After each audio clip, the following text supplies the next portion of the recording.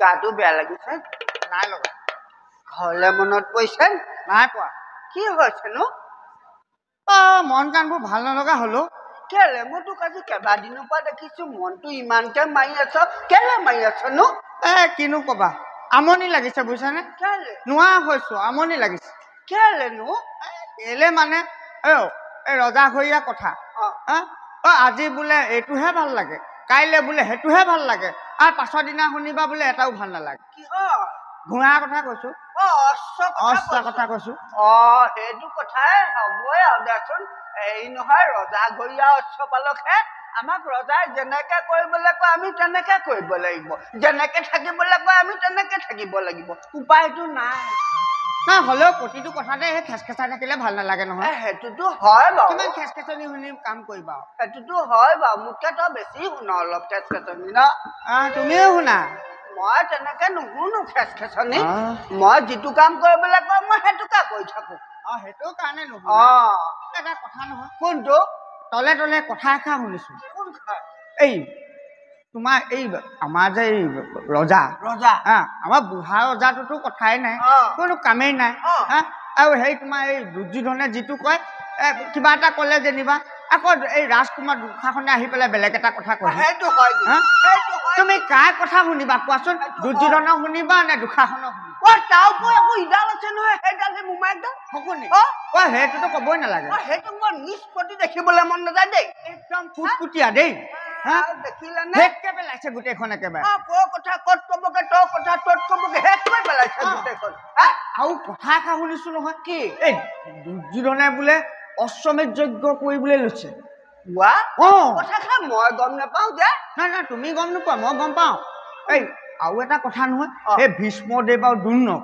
তেওঁলোকৰ নিমন্ত্ৰণ নাই জনোৱা নহয় ইমান ডাঙৰ কাম কৰিবলৈ লৈছে তেওঁলোকক নাই কোৱাটো এটা কথা দেই এই দহু আঙুলিয়ে খাই বুঢ়া চুকিলেহে যায় যে সেইটো কিন্তু বেয়া কাম কৰিছে বুঢ়া কবই লাগিব বেয়া কাম কমটিখন বেয়া কাম কৰিছে নে দ্ৰৌপদীৰ অৱস্থাটো চোৱাচোন দেখিলা নে বাৰু ৰাজসভাৰ মাজতে কেনেকৈ সঁচাকে দেই নাপায় পাপ লাগিব বুজিছানে আমাৰ সেই সৰু মানুহকেইটাই আমি লাজ অপমান পাইছো সেই ডাঙৰ মুখাই কেনেকৈ চাই থাকিলে দেখিছানে বাৰু লাজ অপমান বিলাক সেই সৰু সৰু মানুহ বিলাকৰহে বেছি বুজিছা নাই ডাঙৰ মানুহ বিলাকৰ নাই কিন্তু একদম ঠিক কথা কলা দেই পিছে এটা কথা নহয় ইয়াত আমনি লাগিছে বুজিছানে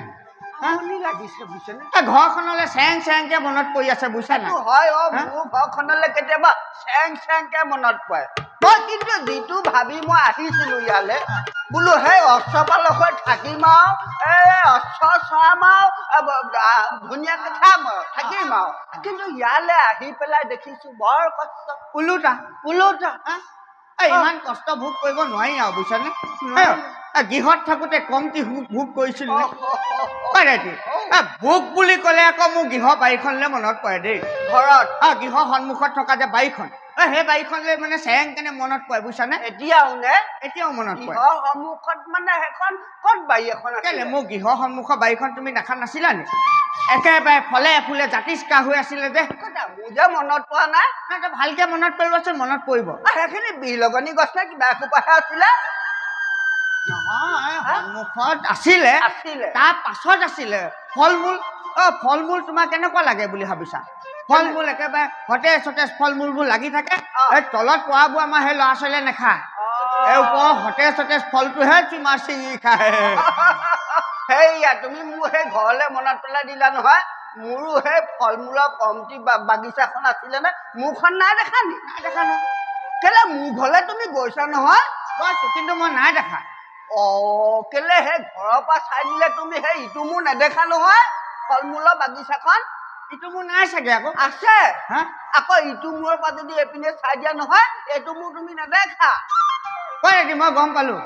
মই গম পালো কি হ'ল তোমাৰ দৃষ্টিশক্তি কমিছে নহয় তুমি এইটো মূৰৰ পৰা চাই দিলে ইটো মূৰ নেদেখা ইটো মূৰৰ পৰা চাই দিলে এইটো মূৰ নেদেখা তেনেহ'লে তোমাৰ দৃষ্টিশক্তি কমিছে নহয় বহুত দীঘল ডাঙৰ তাত তোৰ কি ফল মূল নাছিলে কল কমলা আপেল কল একেখিনিকে কৈ আছা নেকি মই এজোপাকে কৈছো তাৰপিছতে সেই ফল মূল সেইবোৰ সৰে নহয় সৰাবোৰ আমি নেখাও নহয় সেইবোৰ সেই নাৰিকল চাৰিকলবোৰ হোৱা সৰে সেইবোৰ সেই গৰুৱে ছাগলীয়ে খায় তাৰপিছতে কি হ'ল নাৰিকল আমাৰ ফালে গৰু ছাগলীয়ে নাখায় নাৰিকল বুলি ক'লো তাত গৰুৱে খোৱা ফল এটা ভৰাই ল'বাচোন দেই মই ভৰাই ল'ম তাৰপিছত আৰু পাচলি বাৰীখন পাচলি তুমি সেইখন চাগে কি হৈছে এতিয়া ঠিক নাই দে মই পাচলিত তুমি নোৱাৰিবা গৃহত যিখন পাচলি বাৰীখন তুমি মোৰ নাই দেখা তোমালোকৰ ঘৰত পাচলি বাৰী ক'ত আছিলে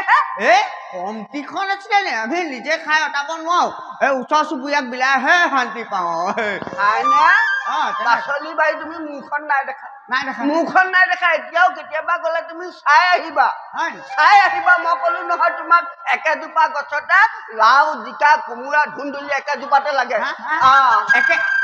একেজোপাতে নহয় একেজোপাতে বগাই যায় গুৰিটোহঁত বেলেগ বেলেগকে থাকে তাৰ পাছত তোমাৰ মাছ এইবোৰ চাগে কি হৈছে মানে একেবাৰে নদন বদন নি পাচলি নদন বদন মানে পাচলি কোমোৰা কিমান ডাঙৰ বুলি ভাবিছা ইমান ডাল কোমোৰা হয় আৰু ইমান ডাঙৰ কোমোৰা নাথাকে নেকি মোৰ বাওঁ হাতখন কি হ'ল এইখন বাওঁ হাতখন দিয়াই নাই ইমান ডাঙৰ কোমোৰা সেইবোৰ চাগে এতিয়া খাওঁতা নাই নহয় গেলি গৈছে এটা কাম কৰিম মই মানে দৰ্জা দুজনক কৈ দুদিনমানৰ কাৰণে মই গৃহলৈ যাম তেতিয়া তোমাৰ বাৰী পাই ফল শাক পাচলি কেইটামান আৰু লৈ আহিম কেতিয়াকে বাৰু অকণমান দিনৰ পিছত যাম তুমি নাযাবা নেকি তুমি যোৱালে সেইবোৰ শুকাই খিনাই শেষ হৈ যাব মই যোৱালে নাথাকিব চাগে ইয়াত মানে কিমান কষ্ট খাইছো আৰু গাখীৰ অকমান খাবলৈ পোৱা নাই আগতে ঘৰত থাকোতে বাৰু গাখীৰত নোৱাৰিবা মই ক'লো নহয় মোৰ গৃহৰ যিজনী কলি গৰু যিজনী কলি গাই তুমি মোক সুধিব নালাগে ওচৰ চুবুৰীয়া সুধিবা তোমাক কৈ দিব কলি গাইজনী ক'ব লাগিব তেনেকুৱা ন চুবুৰীয়া চবে কয় বোলে ইয়াৰ মন বৰৰ ঘৰ বোলে কলি গৰুজনীয়ে বোলে গোটেই চুবুৰীটো নঙলা জপনা হলখা ভাঙি শেষ কৰে বোলে কয় নহয় তাই তেনেকুৱা স্বভাৱ এটা আছিলে হ'লেও তাই তুমি সেইটোলৈ নাযাবা ক'লৈ যাম তাই গাখীৰ কেনেকুৱা দিয়ে বুলি ভাবিছা বগা চাগে গাখীৰ বগাই হ'ব বাৰু নহয় পৰিমাণটো কেনেকুৱা মই ক'লো নহয় তোমাৰ আগবেলাও পাছবেলাও মানে মোলৈ উভয় নদিয়া সেই গৰুজনী গাখীৰত যিকণ মানে দৈ বনোৱা হয় মই তোমাক কি ক'লো কি ক'লা এই যিটো পাত্ৰত চোৱা হয় নহয় সেইটো কৰিয়াত তুমি এনেকে জোৰ কৰি আঙুলি ভৰাব নোৱাৰা দৈ জোৰ কৰি যিটো তুমি আঙুলিটো ভৰাই দিয়া তেতিয়া উলিয়াব নোৱাৰা তেনেকুৱা হয়নে তুমি আকৌ সেইপিনে মোক নোৱাৰিবা নহয় মোৰ গৰু গাখীৰ তোমাৰ এইফালৰজনী তুমি যেতিয়া খীৰাবা খীৰাই খীৰাই এজনী এজনীকে গৈ থাকোতে সেই মূৰাজনী খীৰোৱা মানে আকৌ এইজনী খীৰাবই হয় কিছুমানো কেইজনীমান আছিলে আগতে সেইকেইজনীতো সেই নজগা আগৰ পৰাই গাখীৰ দিয়ে নজগা তোমাৰ সেই সন্ধ্যাতে ঘৰৰ তলতে তুমি কঢ়িয়াটো থৈ আহিব লাগে আবেলি দেখিবা একেবাৰে ওপৰ দৈ দৈ ভাগে এৱা এৱা ভাগে ভাগে ভাগে দিয়ে এনে গৃহত মাছ চাছো আছিলে চাগে আমাৰ মোৰ কিন্তু আছিলে মোৰ আছিলে মই ক'লো নহয় মোৰ গৃহৰ পাছফালে যিটো পুখুৰী তোমাৰ মাছ কেনেকুৱা গৃহৰ পাছফালে পুখুৰী ক'ত আছিলে সেইটো কুঁৱা এটাহে আছিলে ভেকুলীয়ে খহাই খহাই চাগে সেইটো পুখুৰী কৰি পেলালে হয় নহয় তুমি বহলটোলে নাযাবা তাৰ গভীৰতালে যোৱা কি আছে মাছ মাছ মাছ মানে কেনেকুৱা মাছ কেনেকুৱা মই তোমাক ক'লো নহয় ডাঙৰ ডাঙৰ মাছ এই জালখন লৈ পেলাই হেজে হেজে বহাই দিওঁ 10 খাই 20 খাই 30 খাই 40 খাই 50 খাই ভাগৰটো মাৰি লোৱা তুমি মাছ মোৰ লগত নোৱাৰিবা তোমাৰ জাল মাৰিব লাগে মোৰ নালাগে নহয় তুমি জালখন লৈ পেলাই লাহেকে পুখুৰী পাৰলৈ যাবা তুমি ডাঙৰ ডাঙৰ কেইটা পাৰত আহি পেলাই ঘাঁহ খাই থাকে মাছে আহি পেলাই ঘাঁহ খাই থাকে তাৰপিছত ডাঙৰ ডাঙৰ কেইটা ধৰি আনো নহয় বাকী সৰু কেইটা আকৌ মই পুখুৰীলৈ পেলাই থৈ আহো ভালকে চাবাচোন এইকেইটা মাছ নে গৰু পোৱালি নহয় এতিয়া মই কথা এটা কৈছো দেই তোমাৰ এতিয়া সেই ৰৌ মাছ বাহু মাছ সেইবোৰ আছে ৰৌ মাছ চাবলে কি মাছ দিবা ৰৌ মাছ চাবলে ৰৌ মাছে দিয়া বোলে মোৰ নালাগে নহয় কি মাছ মোৰ নালাগে মোক পুঠি পোৱালি জীয়াই দিয়া ডাঙৰ হৈ ৰৌ মাছ ৰৌ মাছ ডাঙৰ হৈ বাহু মাছ হয়গে এতিয়া সেই শ'ল মাছ হবলে মই সেই গৰৈ পোৱালিহে দিয়াও ডাঙৰ হৈ শ'ল মাছ হয়গে শ'ল মাছ ডাঙৰ হৈ শাল মাছ হয়গে তেনেকুৱা তেনেহলে শিঙি মাগুৰবোৰ চাগে লালুকিবোৰ ডাঙৰ হৈ হয়গে আমি যাওঁ নেকি হেৰি নহয় এই বহুত দিনৰ মূৰত আজি দুটা মানে দুভাগে থকা হয় নহয় তুমি এটা অস্তাবলত থকা মই এটা অস্তাবলত থাকো এই আজি বহুত দিনৰ মূৰত লগ পাইছো এই সংসাৰ সেই কথাটো মই একেলগে থাকো একেলগে পাই থাকো আজিলৈকে কথাটো সোধা নাই মানে সুধিবলৈ সময় দিছে নাই এই ৰাজ্যখনত সেইটো হয় অকল ঘূৰা পিছে পিছে লাগি থাকোতে গৈছে পিছে সেই ইয়ালৈ অহা আগলৈকে তোমাৰ সংসাৰ কি না তোমাৰতো কৰিলা মোৰতো অলপ দীঘলীয়া মোৰ তুমি কেলে হেৰিয়ে মানে মোৰ মানে সেই এগৰাকী কেলে তুমি গৈছিলা দেখোন বৰযাত্ৰীৰ লগত বৰযাত্ৰীৰ লগত মই যাওঁতে গৈছিলো এই আমাৰ কি আৰু আমাৰ সিদ্ধবাসতে চকু সেইভাগ খাই আকৌ গমন কৰিলো তুমি বৰযাত্ৰীৰ লগত গৈছিলা মোৰ এগৰাকীক তুমি নেদেখিলা মনত পেলাই দিছা কেলে বাৰু কেলে মই ইয়াত আছো তাই বা তাত কি কৰিছে তাই মুখখনলৈ মনত পৰিলে মোৰ মই ঘূৰা ৰখীয়া কামটো এৰি দিম যেন লাগে হ'ব এনেকুৱাও নহয় আৰু তুমি ইয়াত থাকিলে বৰ চেৰেং চেৰেংকে পৰি নাই দেখা নহয় মই নাই দেখা তুমি নাই দেখা নহয় কেনেকুৱা শুনিবা কেনেকুৱা তাই কমটি ধুনীয়া বুলি ভাবিছা নি কমটি ধুনীয়া বুলি ভাবিছা নি সঁচাকে নি তাইৰ আগ্ৰহটো চা সুধিছোৱে কথা তাইৰ বৰণটো কেনেকুৱা আছিলে তাইৰ বৰণটো মানে সেই গাখীৰত তুমি সেন্দুৰ অকমান দি পেলাই এনেকে এনেকে এনেকে এনেকে ঘঁহি থাকিলে যিটো ৰং হব নহয় তেনেকুৱা গাল একেবাৰে তেজে ফুটি যায় ফাটি যায় হৈ থাকে খোজকাঢ়ি যাওঁতে কেতিয়াবা দুটুপেটু পৰিও যায় তোমাৰ নিচিনা এঙা টুকুৰা কেনেকে পালা সেইগৰাকী সেইবোৰ বেলেগ কথা সেইবোৰ বেলেগ এদিন কম বাৰু সেইবোৰ বেলেগ এদিন কম তই তোমাৰ সংসাৰৰ কথা কোৱাচোন মোৰ সংসাৰলৈ মনত নেপেলাবা মই এগৰাকী মুখলৈ মনত পৰিলে মোৰ আন্ধাৰ লাগি যায় বৰ ভাল নালাগে বুজিছা পিছে কিমান হ'ল এতিয়া ইমান মানে তোমাৰ কি ক'ম মই সেই গৃহত ক'লে বোলে আই বোপাই ক'লে বোলে বিবাহ পাশত আবদ্ধ হ'ব লাগে মই বোলো হ'ব আমিতো ৰজা মহাৰজা পুতেক নহয় আমাৰতো পচন্দ কথা নাই আমি আৰু আই বোপাই যি চাই দিয়া আমি সেয়া ভগৱানৰ নিৰ্মালি বুলি গ্ৰহণ কৰিব লাগে গ'লো বুজিছানে চোৱা চিতা কথা নাই বৰযাত্ৰী হৈ গ'লো গৈ পেলাই তথাপিও এগৰাকী মই মুখখন নেদেখিলো কেইবাবাৰো জুমি জুমি চালো কিন্তু মই নেদেখিলো অঁ তাৰপিছত মাংগলিক কাৰ্য সম্পূৰ্ণ সকলো হ'ল সেইদিনা হৈ গ'ল আৰু তথাপিও মুখখন নেদেখিলো নহয় মই ৱা তাৰপিছত আকৌ সেই এদিন পিছত আকৌ মুখ চোৱা কাৰ্য এটা থাকে যে পিছদিনাখনে চাগে মই বোলো সেই আইগৰাকী মুখখন আকৌ এপাক চাই আহোঁগৈ তেনেকৈ সন্ধিয়া বেলিকা কথা আৰু মই আৰু তোমাৰ কোঠালিলৈ গৈছোঁ আৰু বাহিৰৰ পৰা মাতিছোঁ দেই মই অৱশ্যে মই কৈছোঁ বোলো আইগৰাকী তুমি আছানে মাতিছোঁ আকৌ ধুনীয়াকৈ আইগৰাকীয়ে কৈছে আছোঁ বুলি কৈছে কিন্তু মই নাই দেখা তাৰপিছত আকৌ এবাৰ মাতিছোঁ মই বোলো আইগৰাকী তুমি আছানে ইফালৰ পৰা আছোঁ বুলি কৈছে কিন্তু মই নাই দেখা বিয়া পিছদিনাই তাই তোমাৰ লগত লুকা ভাকু খেলিছিলে চাগে নহয় লুকা ভাকু খেলা নাই তাৰ পাছত আকৌ এবাৰ মাতিছোঁ নহয় তাৰপৰা মই গম পালোঁ মই ক'লোঁ যে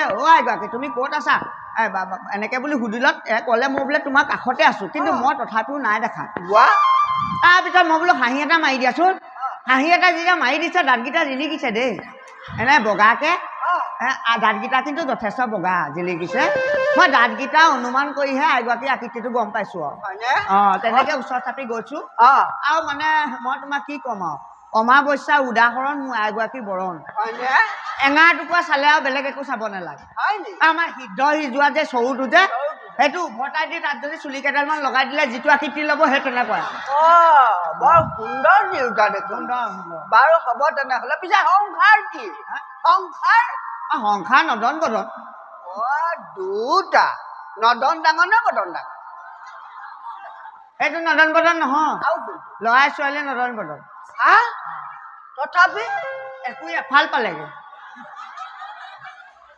একুৰি এফাল একুৰিটো বুজি পালোঁ এফালটো মই বুজি পোৱা নাই এফালটো মানে সেই আহো আহো হৈ আছে আৰু দেখি হ'ব দিয়া আমাৰ সেই অসমত ভাগ যে আছে ঠিক কৈছা সেইভাগ শেষ কৰি ঘৰলৈ গ'লে সেইভাগ পুৰব আৰু মোনে আশীৰ্বাদ কৰিবা দেই যজ্ঞ ভাগৰ কথাটো কি হ'ল কথাটো মানে এইবাৰ অস্ত্ৰ কিন্তু ৰখীয়া ভাই আমাৰ হাতত পৰিব পাৰে সাৱধান কিন্তু অস্ত্ৰ বোলে কোনোবা অজান মুলুকলৈ মেলি দিব কেলে অশ্বমেধ যজ্ঞৰ কাৰণে আকৌ অশ্বমেধ যজ্ঞৰ কাৰণে আমাৰ ঘোঁৰা এনে ঘোঁৰা হ'ব এতিয়ালৈকে মানে বিবেচনা কৰা নাই কিন্তু আমি ধুনীয়া ধুনীয়া ঘোঁৰা কেইটামান নিব লাগিব নহয় তেতিয়াহে যদি পচন্দ হয় আমিও ঘোঁৰাৰ লগত যাবগৈ পাৰিম হয়নে তেনেহ'লে আমাৰ এতিয়া সেই ভোগৰ দিন আহিলে তেনেহ'লে যাওঁগৈ ঘোঁৰাকেইটা ভালকে ধুনীয়াকে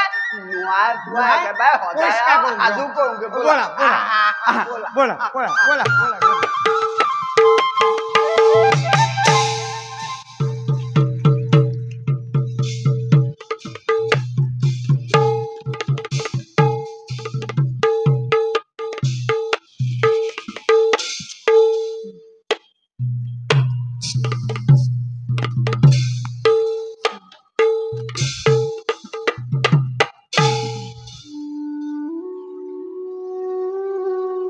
গান্ধাৰী মহাৰাজ পিতামহক সাক্ষাৎ কৰিলা গান্ধাৰী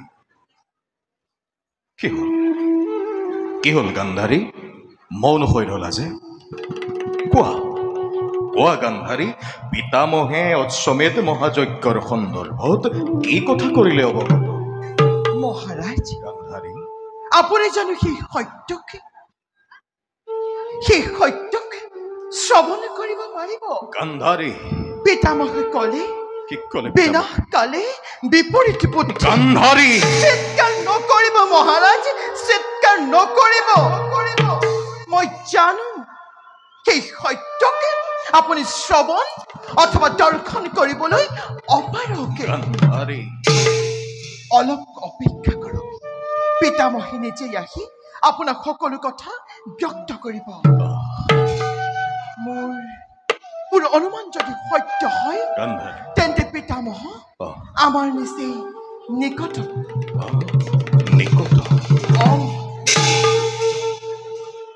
তোমাৰ অনুমান সত্য মহাৰানী পিতামহ ভীষ্মৰ প্ৰণিপাত কৰিব গ্ৰহণ মহাৰাজ সম্বোধনেৰে মোক লজ্জিত নকৰিব পিতামহ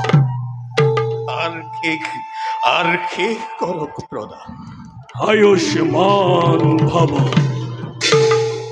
বাৰু পিতামহ, আগমনৰ উদ্দেশ্য ব্যক্ত কৰি কৃতাৰ্থ কৰক। এটি প্ৰশ্ন আছে মহাৰাজ। প্ৰশ্ন? যদি অনুমতি প্ৰদান কৰে। পুনৰ লজ্জিত নকৰিব পিতামহ, অকপতে ব্যক্ত কৰক। কপটতা ভীষ্মৰ দ্বাৰা অসম্ভৱ মহাৰাজ। আপোনাক দৃষ্টিহীন বুলি জগতে জানে পিতামহ, কিন্তু মোক কওক কোনদিনা আপোনাৰ অন্তৰ্দৃষ্টি জাগৃত হ'ব? নে কুৰুবংশৰ ধ্বংসৰ স্তূপৰ মাজত? পিতামহ, কিয় যে মোৰ প্ৰতি এনে কঠোৰ বাক্যবান? সহস্ৰবাৰ ভুল কৰাৰ পাছতো যিজন নিজকে অনুতাপৰ অগ্নিত দগ্ধ কৰাবলৈ অক্ষম, এইজনৰ প্ৰতি গংগা পুত্ৰ ভীষ্ম ইয়াতকৈও কঠোৰ হোৱাৰ প্ৰয়োজন আছে। কিন্তু মোৰ অপৰাধ কি? মহাৰাজ, মনৰ অন্ধত্ব দূৰ কৰি অন্তৰ্দৃষ্টিৰে হস্তিনাৰ ভৱিষ্যত দৰ্শন কৰিবলৈ আপোনাক পিতামহে আহ্বান কৰিছে। কিন্তু আপুনি এই ক্ষেত্ৰতো অক্ষম মহাৰাজ, এনেদৰে শব্দৰ মায়াজালৰ সৃষ্টি কৰি মোক আৰু বিভ্ৰান্ত নকৰিবা। মোক মাত্ৰ ব্যক্ত কৰিব লাগে যে মোৰ অপৰাধ কি। যত গৃহতা, অন্যায় পাখা খেল, দ্ৰৌপদীৰ বস্ত্ৰহৰণ, পাণ্ডৱৰ বনবাস, এয়া কাৰ অপৰাধ মহাৰাজ?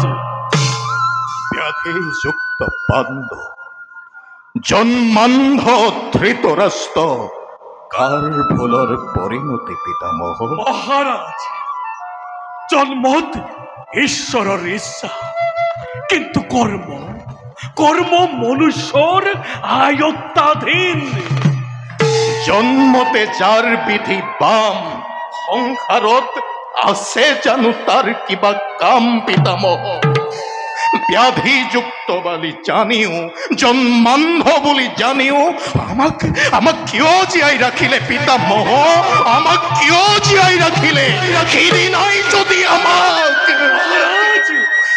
নিজৰ ভুলৰ বাবে আনক জগৰীয়া কৰাটো নিতান্তই মূৰ্খতাৰ পৰিচায়ক। হস্তিনাৰ ভৱিষ্যতৰ নিকটত মহাকালৰ কাল ভৈৰৱ নৃত্যৰ পদধ্বনি আপুনি কি শুনিবলৈ পোৱা নাই? এটা কথা মনত ৰাখিব মহাৰাজ, পিতামহ, আপোনাৰ শাসন কালত হোৱা প্ৰতিটো অন্যায়, প্ৰতিটো অকাৰ্যৰ বাবে ইতিহাসে এদিন আপোনাক দুখীৰ আসনত বহুৱাব।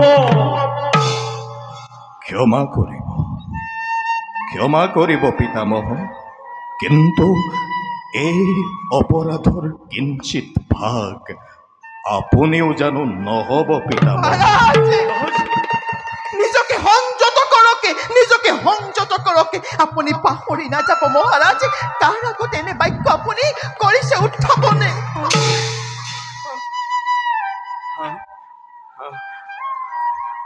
হস্তিনাৰ বাবে জীৱনৰ সৰ্বস্ব ত্যাগ কৰাৰ পাছতো আজি পক্ষপাতিত্বৰ অভিযোগ উত্থাপন হৈছে ভীষ্মৰ বিৰুদ্ধে। মহাৰাজ,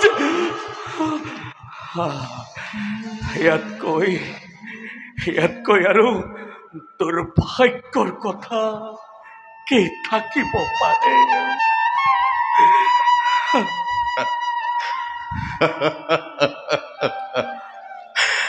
জন্মান্ধ বুলি জানিও সকলো অন্যায়, সকলো অকাৰ্যৰ বাবে এই ধৃতৰাষ্ট্ৰকেই দোষী সজা হয়। হতভগাৰ দৃষ্টান্ত আছে জানো ইয়াতকৈও অধিক? কেতিয়াবা কেতিয়াবা কেনে লাগে জানে পিতামহ? কেতিয়াবা এনে লাগে বিধাতাই যেন সকলোবোৰ পৰীক্ষা সম্পন্ন কৰিলেই ধৃতৰাষ্ট্ৰৰ ওপৰত জীবন যুদ্ধৰ দাৰুণ অগ্নিত বিধাতাই ভস্ম নকৰা পৰ্যন্ত শান্ত নহব বিধাতা। মহাৰাজ কেতিয়াবা আকৌ এনে লাগে জানে পিতামহ? কেতিয়াবা এনে লাগে আপোনাৰ আঙুলিত ধৰি পুনৰ যেন মই ঘূৰি যাম শৈশৱলৈ,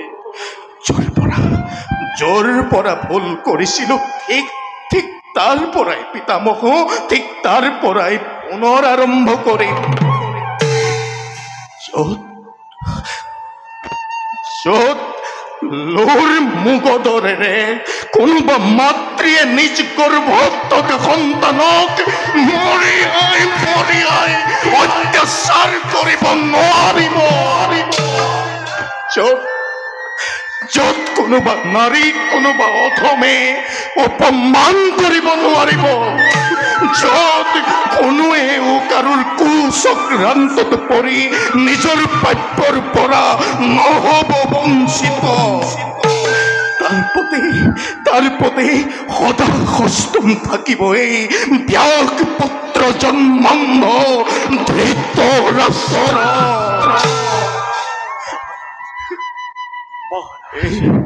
সেই জীৱন জানো পুনৰ ঘূৰাই পাম পিতামহ? সেই জীৱন জানো পুনৰ ঘূৰাই পাম? মহাৰাজ, জীবন এক সুযোগৰ নামান্তৰ। দোনাই তাক আশা কৰাটো বাতুলতা। বাৰু পিতামহ, অশ্বমেধ মহাযজ্ঞৰ সন্দৰ্ভত আপোনাৰ স্থিতি অৱগত কৰক। অশ্বমেধ মহাযজ্ঞ? হয় পিতামহ। ভীষ্ম দ্ৰোণ অদ্যপিও উপেক্ষিত। তেনেস্থলত আমাৰ স্থিতি কি? এয়া নিশ্চয় মহাৰাজৰ বোধগম্য। পিতামহ, আপুনি উপেক্ষিত আচাৰ্য দ্ৰোণ? নাই, নহয় পিতামহ, নহয়। এয়া দুৰ্যোধনৰ ইচ্ছাকৃত নহয় পিতামহ। অৱশ্যে ভীষ্মৰ বাবে হ'ব পাৰে এনেকুৱা ঘটনা। এয়া ঘটনা নহয় মহাৰাজ, এয়া দুৰ্যোধনৰ দ্বাৰা ইচ্ছাকৃত দুৰ্ঘটনা। মহাৰাজ, পিতামহ, সিংহাসন আৰোহণ কালত ৰাজনীতিৰ কথনত বিদুৰে কোৱা কথা আপোনাৰ কি মনত নাই? পিতামহ, স্মৰণ কৰক। আঞ্জা নবলি বাতাংক নাথাকে লবণ, সভা নবলি বাতাংক নাথাকে বৃদ্ধজন।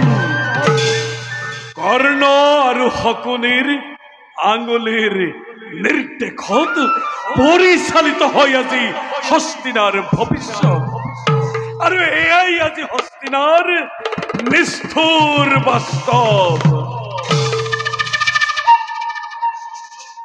হস্তিনার ভবিষ্যৎ বলে এই দুর্যোধনকে নির্দেশ করা হয়েছে নহয়নে পিতামহ? কিন্তু মনত রাখিব, কারোবার আঙুলির নির্দেশত নাচিবলৈ মই নহয় পঞ্চ পাণ্ডৱ, নহয় কৃষ্ণৰ পদলেহনকাৰী কোনো খাদ্য ৰাজন, মই ছন্দবংশী ৰজা দুৰ্যোধন।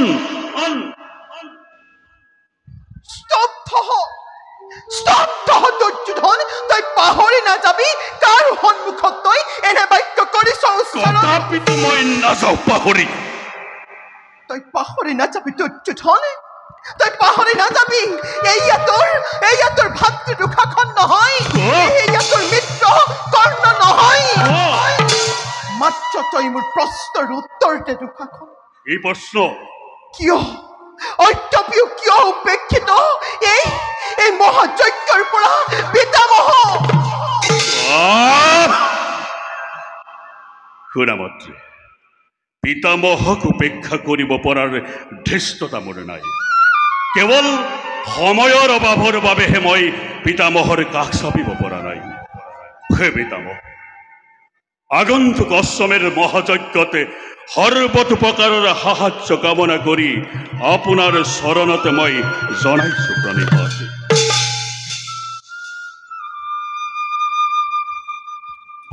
দুৰ্যোধন, পিতামহ, অশ্বমেধ মহাযজ্ঞ তই কৰ আয়োজন, কিন্তু শুনা যদি মোৰ হিত উপদেশ। কওক পিতামহ। এটি কথা কব খোজো মই। শুন বাছা, যদুবংশে জন্ম যাৰ, নাৰায়ণৰ পূৰ্ণ অৱতাৰ, কৃষ্ণ তেওঁ জগত আধাৰ। গতিকে নিমন্ত্ৰণ কৰ তই যদুপতি কৃষ্ণক অশ্বমেধ মহাযজ্ঞলৈ। শুন বাছা, আহে যদি কৃষ্ণ নাৰায়ণ, আহে যদি কৃষ্ণ নাৰায়ণ, অশ্বমেধ মহাযজ্ঞ তোৰ হব সম্ফল।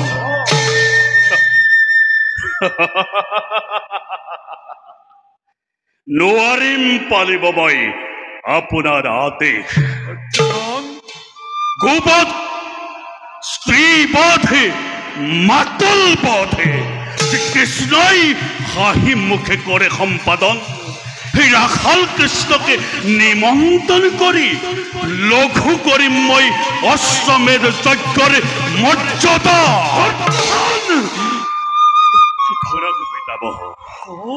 দুৰ্যোধনৰ জীৱিত কালত এই কাৰ্য কদাপিতো নহব সম্ভৱ।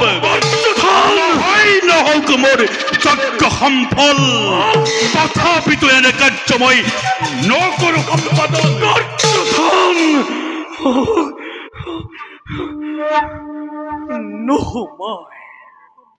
নোসোমাই শীত কথা যাৰ কৰ্ণ কুহৰত, এজনৰ লগত তৰ্ক যুদ্ধ নহয় হোমন। ইহকালে পৰকালে বিচাৰ মাথো মই মংগল ৰাজ্যৰ। হস্তিনাৰ বিপদে সম্পদে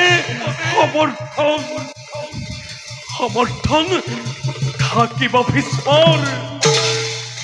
মই যাওঁ, কিন্তু যোৱাৰ আগত মহাৰাজ এটা কথা আপোনাক মই কৈ যাওঁ। কৃষ্ণহীন কোনো যজ্ঞ নহয় সম্ফল। অতি দৰ্পে হত লংকা, অতি দৰ্পে হত লংকা, জানিবা নিশ্চয়।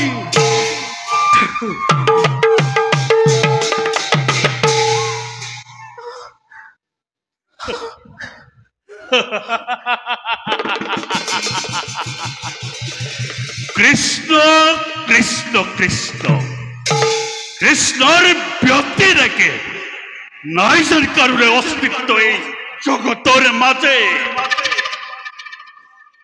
কৃষ্ণ বেশ বেশ সাতরে তোরে মায়ার বলেরে লোভি আছো জগতর বহু সমর্থনে, নহলেনো এই গঙ্গা পুত্রই বুলেরে এনে প্রলাপ বসনে।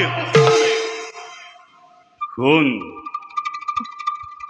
শুন সেরো রাখাল কৃষ্ণ, তোর অস্তিত্ব লজ্জাত করিব এই রাজা দুর্যোধনে। এই আর্যবর্তন হয় থাকিব কৃষ্ণ দৈবকী নন্দনে, নহয় নহয় থাকিব এই রাজা দুর্যোধন কৃষ্ণ।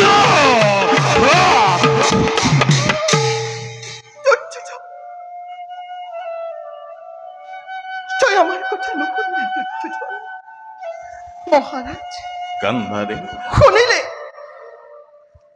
পুত্ৰ কিমান গৰ্ববাণী আমাৰ আৰু একোৱেই কাম নাই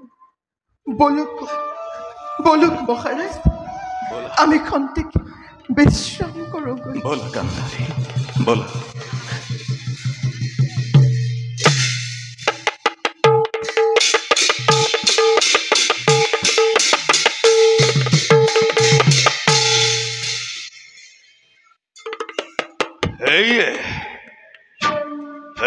সেই কৰ্মবলী ৰাজ্য আৰু কিছু সময়ৰ পিছতে আন্ধাৰে থাকিবহি ধৰা সেই সুযোগতে লোটপাত কৰিম আৰম্ভ চাওঁ বাৰু কোনে আহি বাধা দিব এই বৃহত্তক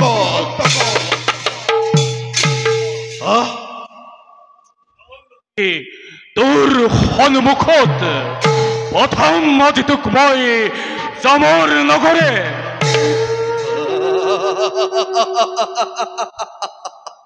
শুন খেৰকাল ভদ্ৰ বৃথা দৰ্প নকৰিবি তই এই খোলৰ উপহাৰে প্ৰাণ তেজিবি আজি বৃহত্তকৰ হাতত বেশ তেন্তে যুদ্ধ দে নকৰি পলম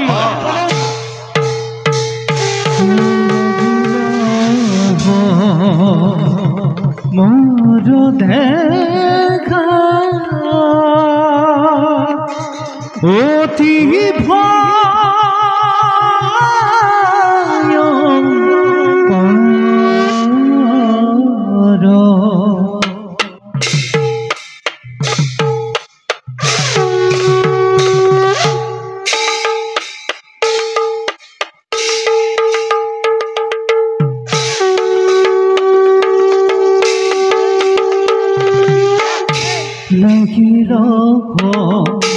মোর দেখা অতি ভয়ঙ্কর পদ ভরে মঘুমতি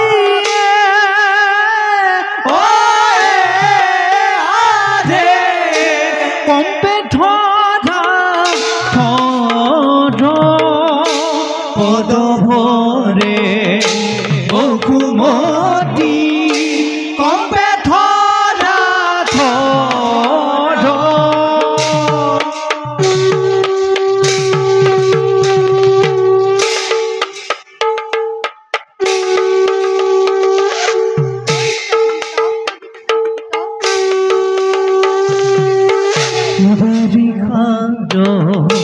মেঘ যেন করিলা গর্জন রাম হরি ও আরে গুণানি দন্ত রাম হরি গুণা হরি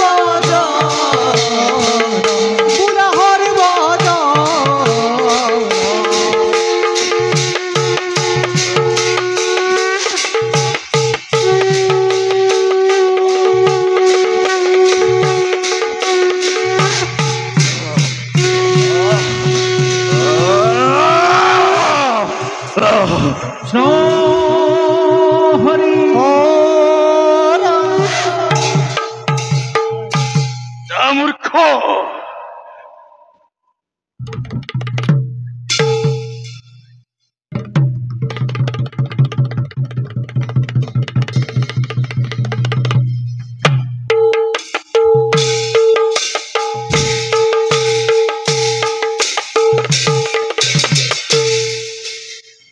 ভয় দুখাখন অশ্বমেৰ যজ্ঞৰ সকলো আয়োজন সম্পূৰ্ণ হলনে মেলি দিম যজ্ঞস্ব আজি মই ভাৰত ভূমিত আৰু মামা অশ্বৰ সহিতে থাকিব বীৰ ভাতৃ ঢোকাখন আৰু অনুজ সুখেন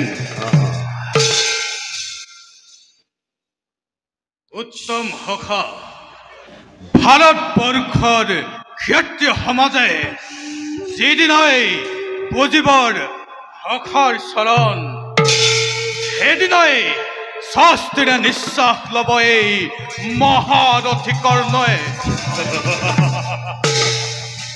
বাজিব ক্ষণে ক্ষণে বিজয়ৰ ডংকা নাচিব ছন্দে ছন্দে মৃত্যুৰ পহেলিকা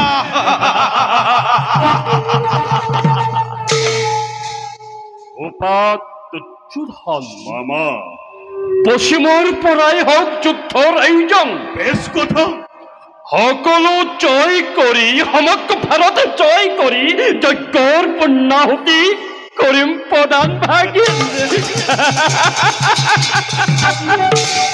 মামাৰ মন্ত্ৰণাতে যজ্ঞৰ সকলো কাৰ্য হ'ব সম্পাদন সকলোতে প্ৰস্তুত থাকিবা যজ্ঞৰ সম্পাদনৰ সময়লৈ আৰু মনত ৰাখিবা বীৰসকল কোনোজনে যদি বাধা প্ৰদান কৰে আমাক এই কাৰ্যতে সবংশে নিৰ্মূল কৰি আহিবা ৰণ প্ৰাংগণত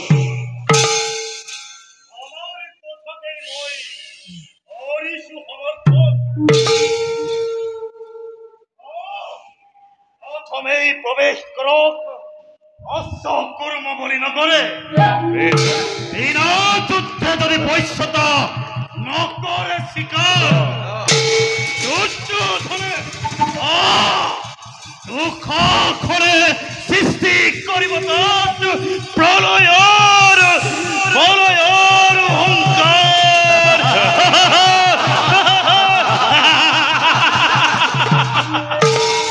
দাদা পশ্চিমত আছে কৰ্ম বুলি ৰাজ্য আৰু শুনিছো সেই ৰাজ্যৰ সেনাপতি কালভদ্ৰ অসীম পৰাক্ৰমী ভক্তি দাদা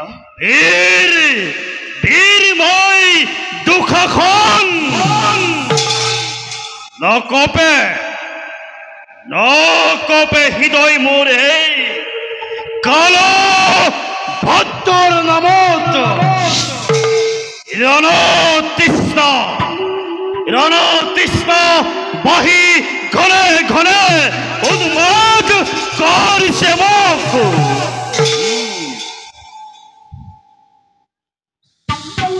বেশ দাদা এবে যাওঁ মই গুৰুদেৱৰ কাষে জয় পত্ৰ অংকিত কৰি ৰাখিছে তেওঁ যোৱা ভক্তি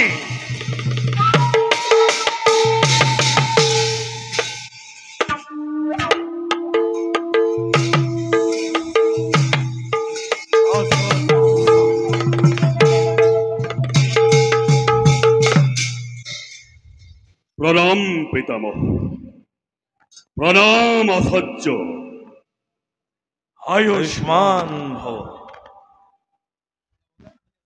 ভাষা দুৰ্যোধন পিতামহ যজ্ঞৰ সকলো আয়োজন হলনে সম্পূৰ্ণ হয় পিতামহ যজ্ঞৰ সকলো আয়োজন সম্পূৰ্ণ কেৱল আপোনাৰ আদেশ পালেই মেলি দিব পাৰো যজ্ঞস্ব ভাৰত ভূমি প্ৰণাম পিতামহ প্ৰণাম আচাৰ্যদেব ভাষা হোকে পিতামহ আয়ুষ্মান ভব পঢ়াচোন বিজয় পত্ৰত কি লিখিলা ভাল পিতামহ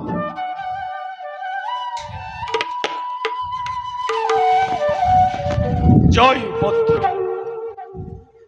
মহৰ্ষি ব্যাঘ্ৰ নাতি হস্তিনাপুৰৰ ৰাজাধিৰাজ মহাবলবান ধৃতৰাষ্ট্ৰৰ জ্যেষ্ঠ পুত্ৰ ৰাজা দুৰ্যোধনে ভাৰত বিখ্যাত বীৰ পিতামহ ভীষ্মদেৱ আৰু মান্যজনৰ লৈ আশীৰ্বাদ অশ্বমেধ মহাযজ্ঞৰ কৰিছে সূচনা যজ্ঞ ৰসৰ সহিতে আছে দুঃশাসন আৰু সুখেনৰ সমে অজস্ৰ বীৰমণ্ডলী যিসকল ৰজাই কোনো বাধা প্ৰদান নকৰাকৈ ৰাজা দুৰ্যোধনক সম্ভাষণ জনাব সেইসকলৰ লগত হস্তিনাই মিত্ৰতাৰ পাশত আবদ্ধ হ'ব কিন্তু যদি কোনোজনে দেখুৱাব খোজে নিজৰ শক্তি সামৰ্থ্য, তেন্তে বন্দী কৰি যজ্ঞৰ তুৰংগ যুদ্ধ দিব পাৰে গুৰুহেনৰ হোমে। উত্তম, অতি উত্তম হৈছে।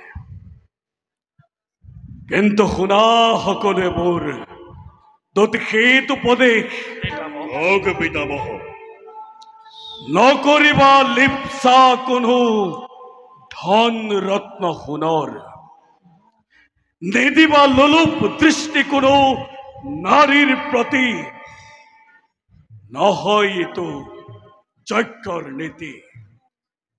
যজ্ঞৰ নীতি হৈছে শান্তি আৰু সম্প্ৰীতি। এতিয়া তোমালোকে বিজয়ী পত্ৰ হৰ্ষৰ কপালত অলংকিত কৰি অশ্বমেধ যজ্ঞৰ ঘোষণা কৰা। সুখেন দাদা, লৈ অহা সৰ্বসুলক্ষণীয় হস্ত এই ৰাজসভাৰ মাজত। ভাল দাদা। দুৰ্যোধন, সৰ্বক্ষণতে দৃষ্টি ৰাখিবা তুমি সৈন্য বাহিনীৰ ওপৰত। আদেশীৰ ধাৰ্য পিতামহ। চাবা যাতে হস্তিনাৰ মৰ্যাদাত কোনোদিন নহয় আঘাত। পিতামহ।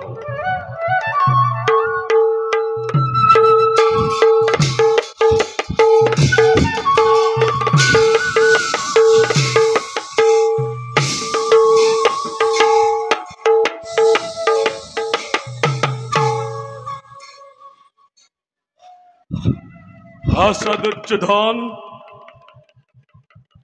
ভাষা দুৰ্যোধন। পিতামহ। লোৱা এ বিজয়ী পত্ৰ অলংকিত কৰা হৰ্ষৰ কপাল। ভাল পিতামহ। কৰা হবে জয়ধ্বনি মেদিনী কপাই।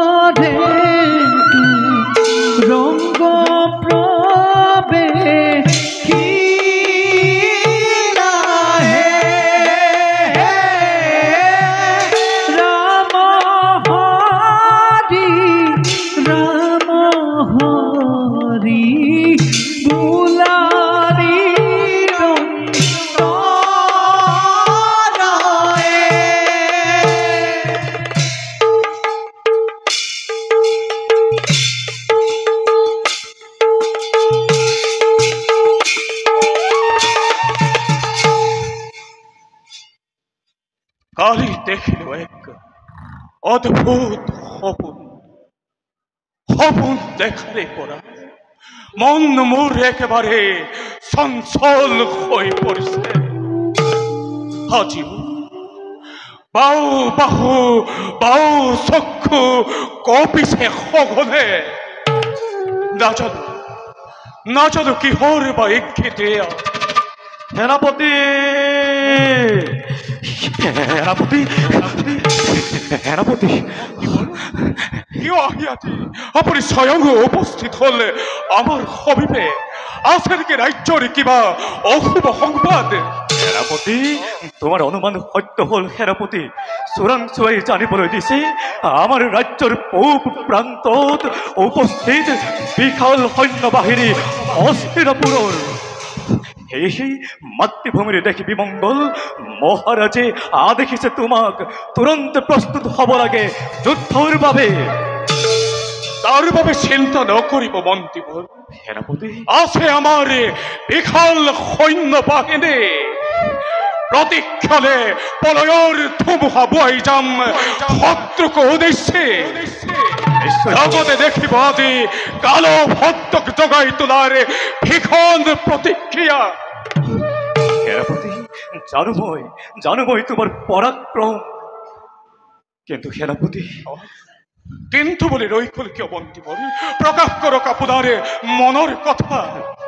সেনাপতি কন্যাবোৰ চম্পকলতিকা সম্পৰ্কলতিকা কৈছিল ভগৱত মন্দিৰ দৰ্শনৰ হেতু, কিন্তু চোৰাংচোৱাই জানিবলৈ দিছে সেই ভগৱতী মন্দিৰৰ আশে পাশে বিশাল কুৰু হেৰাই ধৰিছে আগুৰি। মনে মোৰ লাগিছে সংশয়, কিবা যদি বিপদত পৰে মোৰ কন্যা চম্পকলতিকা। চিন্তা নকৰিব মন্ত্ৰীবৰ, সেনাপতি এটি ক্ষণতে যাম মই সেই স্থানলৈ, উদ্ধাৰি আনিম কন্যাক আপোনাৰ, উচিত শিক্ষা দিম সেই কৌৰৱ বাহিনীক।